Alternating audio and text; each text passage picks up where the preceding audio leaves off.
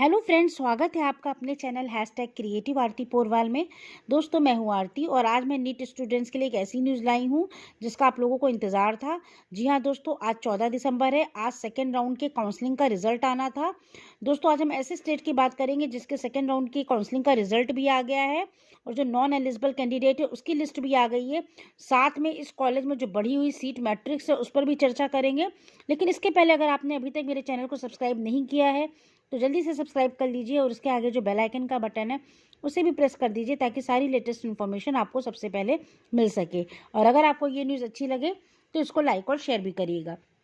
तो चलिए दोस्तों, बात करेंगे आज हम बिहार स्टेट की। दोस्तों, जैसा कि आपको मालूम है, बिहार स्टेट में सेकेंड राउंड की काउंसलिंग स्टार्ट हो चुकी थी। आज 14 दिसंबर है। आज सेकेंड राउंड की काउंसलिंग का रिजल्ट आना था, वो आ गया है। डाउनलोड ऑफ अलॉटमेंट लेटर जो था वो भी 14 से 16 दिसंबर के बीच होना है।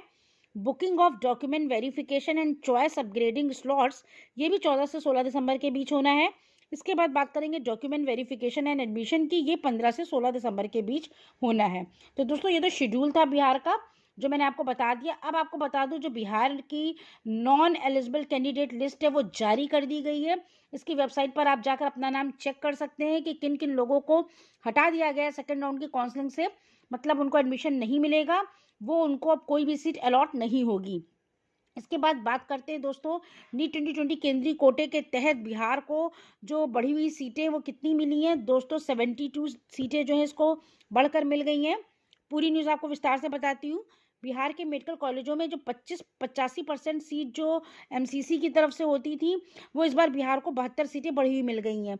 मतलब एमसीसी की काउंसलिंग में 200 सीट्स थी बिहार के लिए, उसमें से केवल मात्र 138 सीटें ही भर पाई हैं।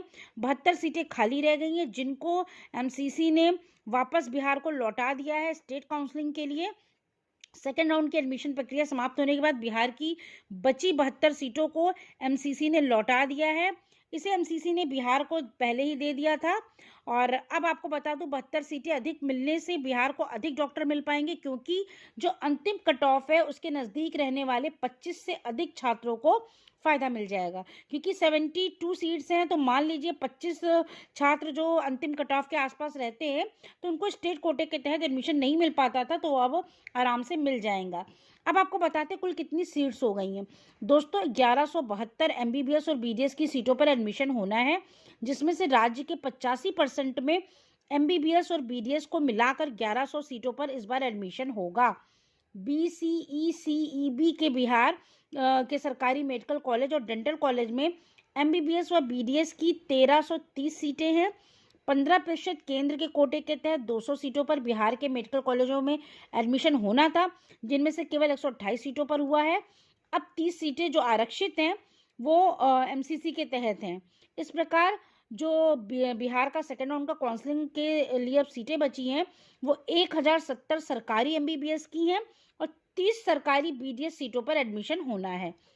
तो टोटल आपको बता दूं, 1100 में 72 सीटें और बढ़ गई हैं, तो अब सीटें कुल हो गई हैं 1172। तो दोस्तों, ये आप लोगों के लिए बहुत बड़ी न्यूज़ है कि 1172 सीटों पर अब एडमिशन होगा बिहार में। सीटें बढ़ जाती हैं तो दोस्तों कैंडिडेट्स के सिलेक्ट होने का चांस भी बढ़ जाता है। और दूसरी चीज़, जो नॉन एलिजिबल कैंडिडेट की लिस्ट जारी की गई है वो भी जल्दी से आप वेबसाइट से निकाल कर चेक कर लीजिए। और इसके बाद आप देख लीजिए कि कब आपको जाके वहाँ पर रिपोर्टिंग करनी है। इसका पूरा शेड्यूल मैंने आपको बता दिया है।